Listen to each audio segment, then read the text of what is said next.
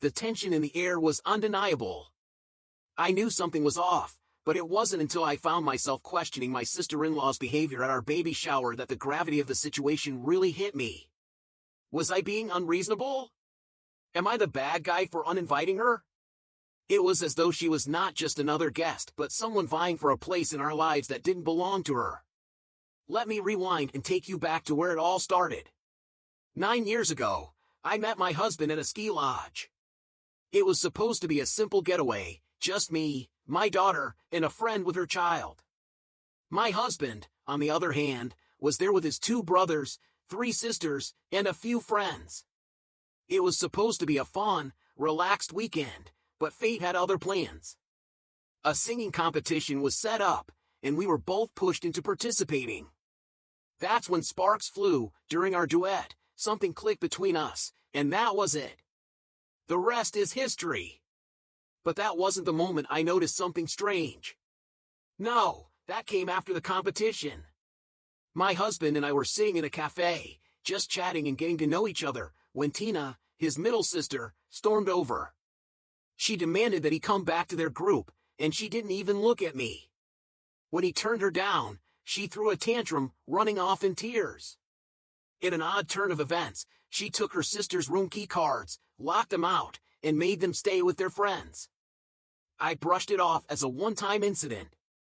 Surely, it was just a moment of immaturity, right? Years passed, and my husband and I bought a house together. We had a housewarming party, and, of course, invited family and close friends. But then Tina showed up. Oh, and she didn't just show up, she made a statement.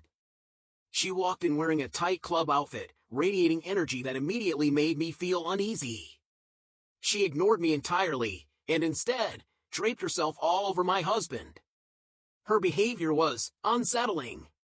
She'd recount stories of their childhood, speaking as though she was still his girlfriend.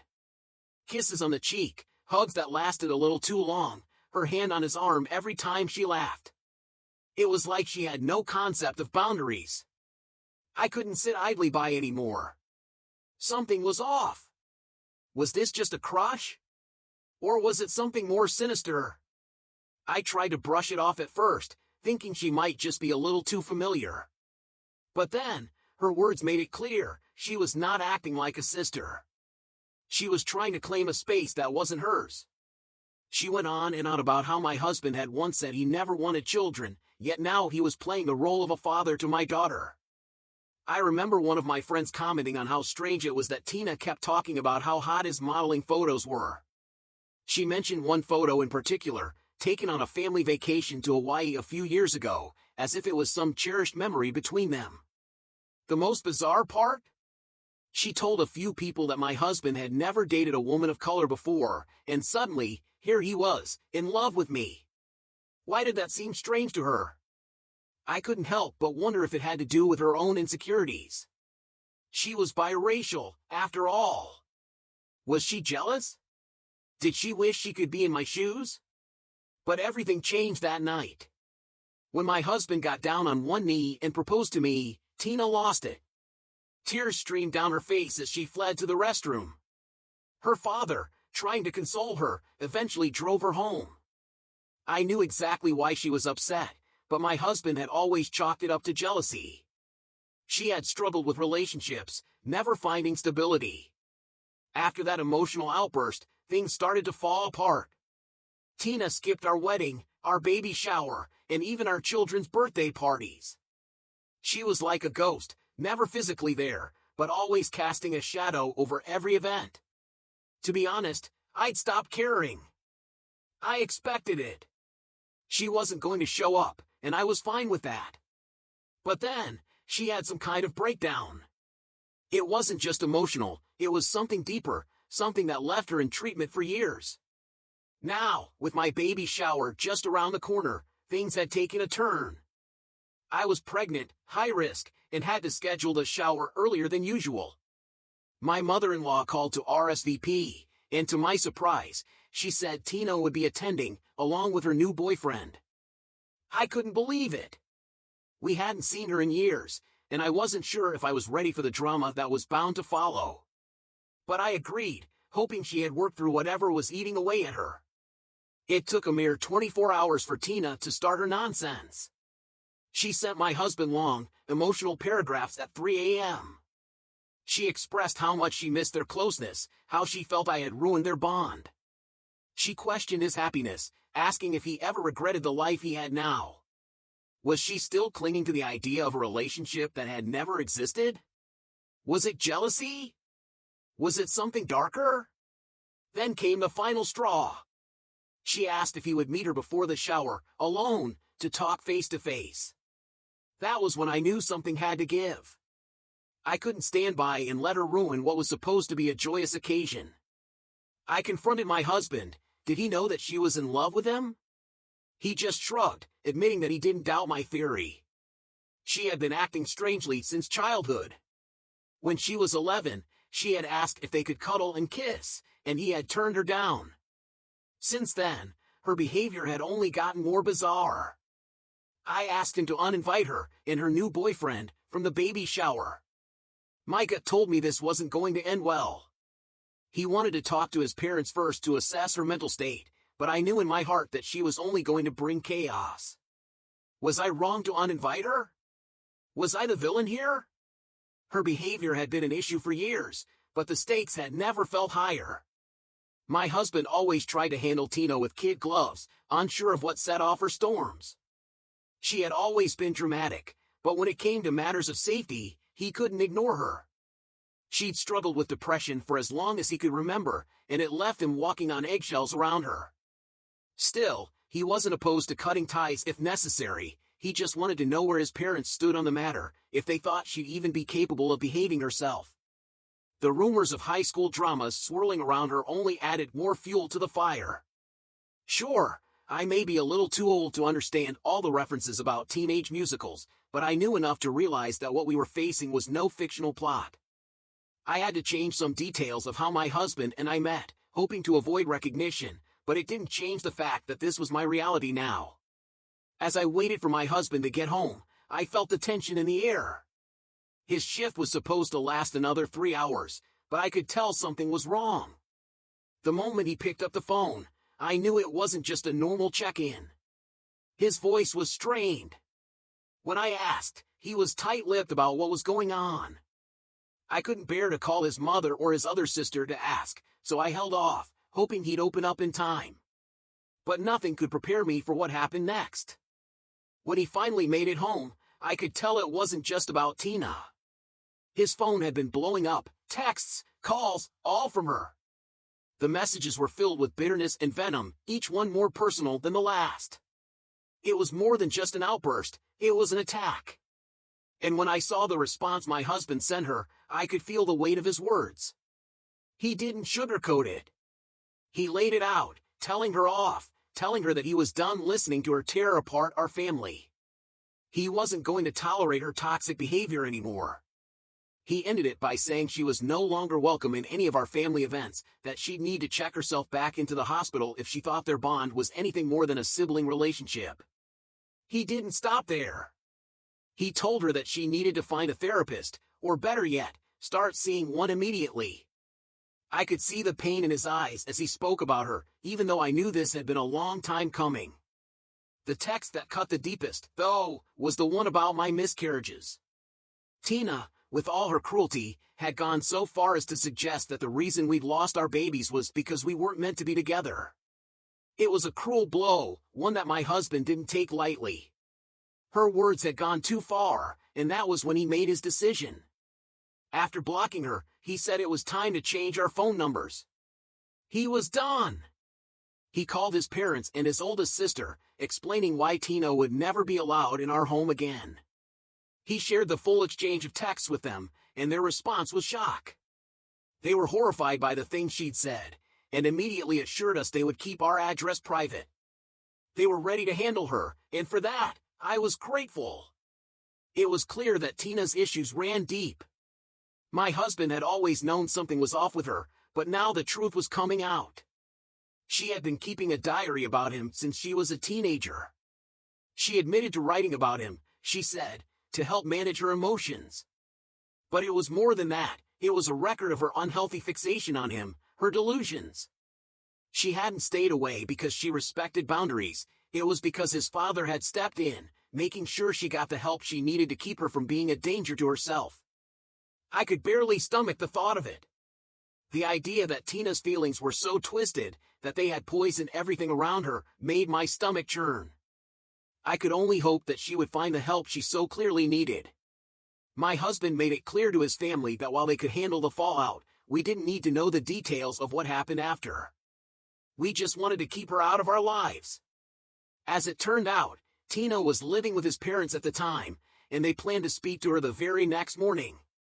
I could only wait, hoping that maybe, just maybe, this would be the last we'd ever hear of her madness. But the drama wasn't over yet. When I thought I could breathe, the bio sister of my husband called me. She was apologetic, saying that it was her idea to set Tina up with a new boyfriend and to bring him to our baby shower. She admitted that she hadn't realized how deep Tina's issues ran, but now she understood. In just 2 weeks, she had been dating someone new, and yet everything felt like it was unraveling at once. Tina had reached out to my husband, bombarding him with a flurry of texts. But what caught me off guard wasn't the sheer volume of her messages, it was the fact that she had sent them to her boyfriend, too. She claimed it was because he was one of her best guy friends, and she wanted to protect him from whatever was happening. But deep down, I couldn't shake the feeling that this relationship wasn't going to last, not after this. Tina had already faced 2 rejections in such a short time, and I couldn't help but wonder how she would handle it. Would this push her further over the edge? The tension between the sisters was palpable. They were never particularly close, and now that Tina's long-hidden feelings were exposed, her older sister couldn't hide her disgust. She had a theory about where it all began, something that lingered in the shadows of their family history, how Tina had followed their older brother Sean around when she was a child. Sean, a few years older, had gone off to college abroad when Tina was just 10 years old. And from that point on, it seemed like Tina's youthful affection had somehow shifted, blossoming into something far more complicated. A crush that once belonged to Sean had, for reasons that still didn't fully make sense, transferred onto my husband after Sean had moved away for good. Sean hadn't been back since graduating, and no one was in touch with him. So, despite her curiosity, Tina's sister couldn't even ask him what he thought about all this. But, part of me, too, was left with a gnawing sense of unease, wondering how Sean would explain it if he were even willing to talk about it. In the end, I tried not to get involved too deeply. Our part in this twisted mess had come to an end. But then, a chilling comment from someone took my breath away. Was Tina a danger to me? To my children? The thought crept into my mind, a cold shiver running down my spine. Could this woman really be a threat to us? The sheer idea of it was terrifying. My husband, sensing the gravity of the situation, took immediate action. He was going to upgrade the security system. Cameras, alarms, anything that could protect us while he was away from the house. It was his way of making sure we were safe, especially as I was nearing my due date. He knew I'd be on bed rest soon, and he couldn't bear the thought of me being vulnerable. The anxiety was palpable. The fact that we lived 5 hours away from her made it feel even more surreal.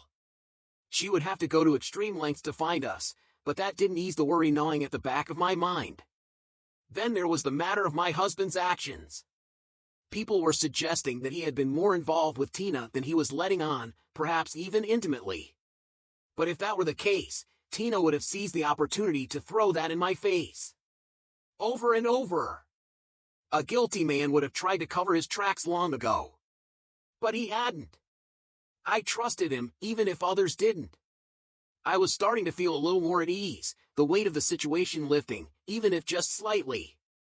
And soon, we would be surrounded by our closest friends and family at the baby shower, hoping that would bring some light into all the darkness. But the comments didn't stop there. One observer made an unsettling point, focusing on how the parents had handled the situation.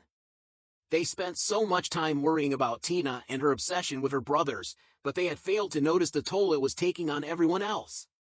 The siblings, particularly my husband, had been left to deal with this overwhelming burden alone. His discomfort, his reluctance to confront Tina's behavior, felt like a massive red flag. It was only when she crossed a line, mentioning my miscarriages, that he finally took a stand. It was as if he had been numb to the whole situation, letting it fester until the pain became too much to ignore. It wasn't just his reaction that was strange, the whole family dynamic felt off. His parents hadn't addressed the issues with Tina properly. They had been so focused on her needs, her turmoil, that they ignored the damage she was doing to everyone else. Even the older sister had been bizarrely complicit, too blind to see the harm. And as for my husband, his refusal to address his sister's behavior with the seriousness it deserved had left me bewildered. For years, he had let it slide. It wasn't until Tina crossed a line that he finally decided enough was enough.